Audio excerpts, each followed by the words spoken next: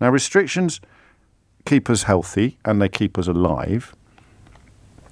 And given the mess up of the last 3 times, they don't protect the economy in the way that they would do if we'd gone in really hard and really heavy from the very, very beginning.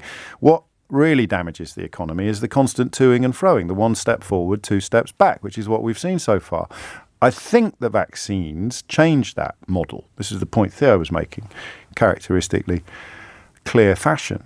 The vaccines change that model so that there is a very realistic chance of this lockdown being the last lockdown. And the biggest threat to the likelihood of this lockdown being the last lockdown would be coming out of it too soon, wouldn't it? So this is a unique lockdown potentially, because it could be, it should be, and it, please God, will be the very last one. And that seems to me to be why this is not Groundhog Day. The vaccine situation makes a conversation about the lockdown, or should make any conversation about the lockdown,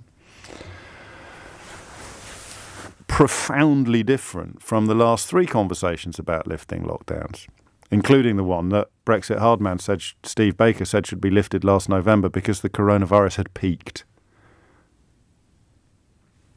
So what does that lead us to as a phone-in question? Well, I don't know, is the short answer. But we'll try this one for size. What do you think he should do? What do you think Boris Johnson should do? And bring in as much expertise, knowledge as you want, or as little, actually. It's a friendly conversation, this one. I presume there is a relationship for most of us between vaccination levels and lockdown liftings, lockdown restrictions.